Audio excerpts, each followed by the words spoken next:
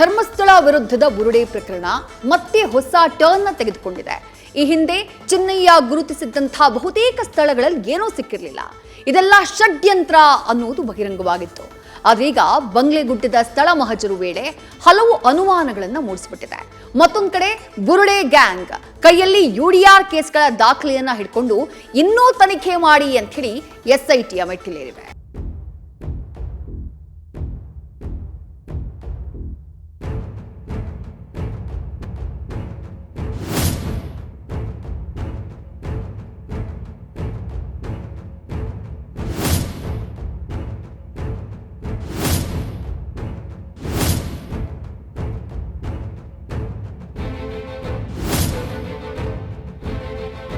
ಧರ್ಮಸ್ಥಳದ ಪ್ರಖ್ಯಾತಿಗೆ ಮಸಿ ಬಳಿಯಲು ಬುರುಡೆ ಗ್ಯಾಂಗ್ ಆಡಿದ ನವರಂಗಿ ಆಟಗಳು ಒಂದೆರಡಲ್ಲ.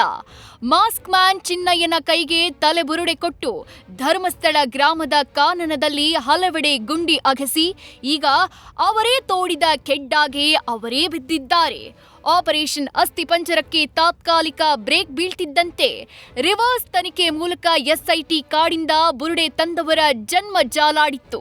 ಕೊನೆಗೆ ಬುರುಡೆ ಹಿಂದಿನ ಮಾಸ್ಟರ್ ಮೈಂಡ್ ವಿಠ್ಠಲ ಗೌಡ ಅನ್ನೋದು SIT ತನಿಖೆಯಲ್ಲಿ ಬಯಲಾಗಿತ್ತು.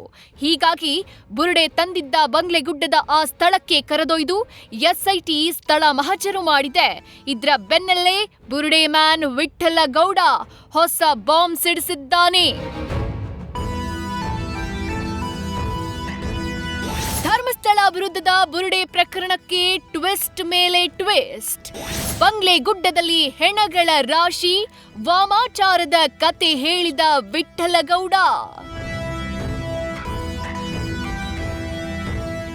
SIT ಅಧಿಕಾರಿಗಳು ಒಂದಲ್ಲ ಎರಡು ಬಾರಿ ವಿಠ್ಠಲಗೌಡನನ್ನ ಬಂಗ್ಲೆಗುಡ್ಡಕ್ಕೆ ಕರೆದೊಯ್ದು ಸ್ಥಳ ಮಹಜರು ಮಾಡಿದೆ. ಆದ್ರೆ ವಿಠ್ಠಲಗೌಡ ಸೋಷಿಯಲ್ ಮೀಡಿಯಾದಲ್ಲಿ ದಿಢೀರ್ ಪ್ರತ್ಯಕ್ಷವಾಗಿ ಬಂಗ್ಲೆಗುಡ್ಡದ ಬಗ್ಗೆ ಬೆಚ್ಚಿ ಬೀಳುವಂತ ಭಯಾನಕ ಸ್ಟೋರಿಯನ್ನ ರಿವೀಲ್ ಮಾಡಿದ್ದಾನೆ. ಬಂಗ್ಲೆಗುಡ್ಡದಲ್ಲಿ ಹೆಣಗಳ ರಾಶಿಯೇ ಇತ್ತು. ಸಣ್ಣ ಮಗುವಿನ ಎಲುಬು ಇದೆ ಅಂತ ಗೋಚರವಾಗ್ತಾ ಇತ್ತು. ವಾಮಾಚಾರದ ವಸ್ತುಗಳು ಇದ್ವು ಎಂಬ ಸ್ಫೋಟಕ ಮಾಹಿತಿ ಬಿಚ್ಚಿಟ್ಟಿದ್ದು ಇದೀಗ ವಿಠ್ಠಲಗೌಡನ ವಿಡಿಯೋ ಹತ್ತಾರು ಅನುಮಾನಗಳನ್ನ ಹುಟ್ಟಿಸಿದೆ. ಬಂಗ್ಲೆಗುಡ್ಡೆಗೆ 2 ಸಲ ಕರ್ಕೊಂಡು ಹೋಗಿದ್ದಾರೆ ಮಾಜಾರಿಗೆ, ಒಂದು ಸ್ಪಾಟ್ ಮಾಜಾರಿಗೆ.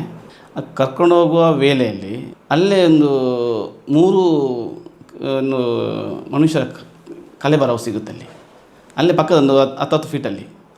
ನಂತರ 2ನೇ ಸಲ ಮಾಜಾರಕ್ಕೆ ಹೋಗುವಾಗ ಕೆಳಗಡೆ ಎಣ್ಣೆಗಳ ರಾಶಿ ನಮ್ಮ ಕಣ್ಣಿಗೆ ಕಾಣುವಂಥದ್ದು ಒಂದು 5 ನನ್ನ ಕಣ್ಣಿಗೆ ಕಾಣಿದೆ.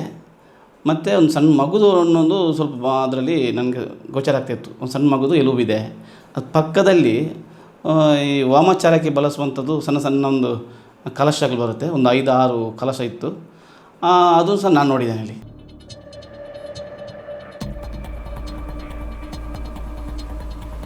ಕಳೆದ ರಾತ್ರಿ SIT ಕಚೇರಿಗೆ ಭೇಟಿ ನೀಡಿದ ಮಹೇಶ್ ಶೆಟ್ಟಿ ತಿಮ್ಮರೋಡಿ ಹೊಸದೊಂದು ದೂರು ದಾಖಲಿಸಿದ್ದಾರೆ ಅಂತ ತಿಳಿದು ಬಂದಿದೆ.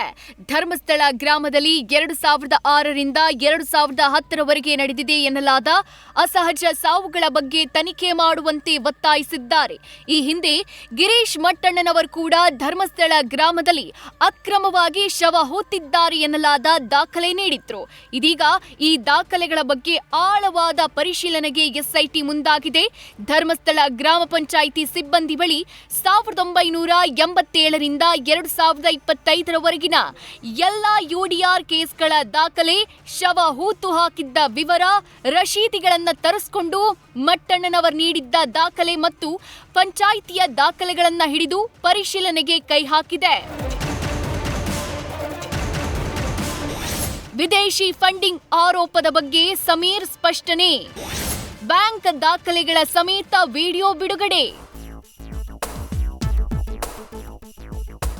ಧರ್ಮಸ್ಥಳ ವಿರುದ್ಧ ಎಣೆದ ಷಡ್ಯಂತ್ರಕ್ಕೆ ಹೊಸ ಬಾಟಲಿಗೆ ಹಳೆ ಮದ್ಯ ಸೇರಿದಂತೆ ಹಳೆ ಕಥೆಯನ್ನ ಎಐ ತಂತ್ರಜ್ಞಾನ ಬಳಸಿಕೊಂಡು ದೂತ ಸಮೀರ್ ವಿಡಿಯೋ ಮಾಡಿದ್ದ. ಹೀಗೆ ಅಪಪ್ರಚಾರ ಮಾಡೋಕೆ ಈತನಿಗೆ ವಿದೇಶದಿಂದ ಫಂಡ್ ಆಗಿದೆ ಎಂಬ ಆರೋಪವೂ ಕೇಳಿಬಂದಿತ್ತು. ಎಸ್ಐಟಿ ಅಧಿಕಾರಿಗಳು ಕೂಡ ಆತನನ್ನ ವಿಚಾರಣೆಗೆ ಒಳಪಡಿಸಿದ್ರು. ಆದ್ರೀಗ ತಮ್ಮ ವಿರುದ್ಧದ ಫಂಡಿಂಗ್ ಆರೋಪಕ್ಕೆ ಬ್ಯಾಂಕ್ ಖಾತೆಯ ದಾಖಲೆ ಸಮೇತ ಸಮೀರ್ ಸ್ಪಷ್ಟನೆ ಕೊಟ್ಟಿದ್ದಾರೆ. ಇದರ ಜೊತೆಗೆ ತನಗೀಗ ಬಾಡಿಗೆಗೆ ಮನೆ ಕೂಡ ಸಿಗ್ತಾ ಇಲ್ಲ ಅಂತ ಅವಲತ್ತುಕೊಂಡಿದ್ದಾನೆ. ಧರ್ಮಸ್ಥಳ ವಿರುದ್ಧದ ಬುರುಡೆ ಪ್ರಕರಣ ದಿನಕ್ಕೊಂದು ಟ್ವಿಸ್ಟ್ ಪಡಿತಾ ಇದೆ.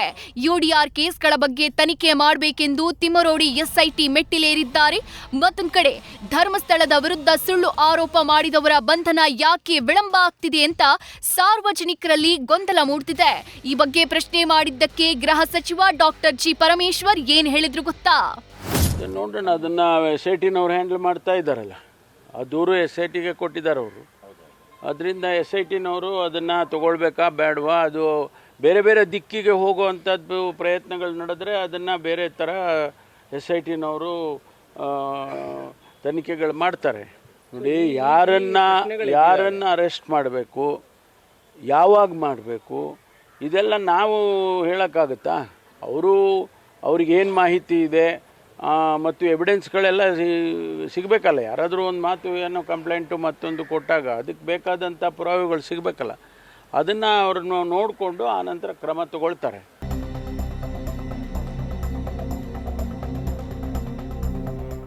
ಈ ಎಲ್ಲ ಬೆಳವಣಿಗೆ ನಡುವೆ ಧರ್ಮಸ್ಥಳದ ಬುರುಡೆ ಕೇಸ್ನಲ್ಲಿ ಮತ್ತೊಂದು ಬಿಗ್ ನ್ಯೂಸ್ ಸಿಕ್ಕಿದೆ. ಬುರುಡೆ ತರೋಕೆ ವಿಠ್ಠಲಗೌಡ ಜೊತೆ ಬಂಗ್ಲೆಗುಡ್ಡಕ್ಕೆ ಹೋಗಿದ್ದ ವಿಠ್ಠಲಗೌಡನ ಆಪ್ತ ಪ್ರದೀಪ್ ಗೌಡನನ್ನ ಈ ಕೇಸ್ನಲ್ಲಿ ಸಾಕ್ಷಿದಾರನನ್ನಾಗಿ ಮಾಡಿ ಎಸ್ಐಟಿ ಅಧಿಕಾರಿಗಳು ಬೆಳ್ತಂಗಡಿ ಕೋರ್ಟ್ಗೆ ಹಾಜರುಪಡಿಸಿದೆ. ಒಟ್ಟಾರೆ ಬಂಗ್ಲೆಗುಡ್ಡದಲ್ಲಿ ಸ್ಥಳ ಮಹಜರು ವೇಳೆ ವಿಠ್ಠಲಗೌಡ ಹೇಳಿದಂತೆ ಏನಾದ್ರೂ ಇತ್ತ ಅನ್ನೋದಕ್ಕೆ ಎಸ್ಐಟಿಯೇ ಉತ್ತರ ನೀಡಬೇಕಿದೆ. Kiran, news first, Mangaluru. News first ನಿರ್ಭೀತಿಯಿಂದ ನಿಮ್ಮ ಪರವಾಗಿ.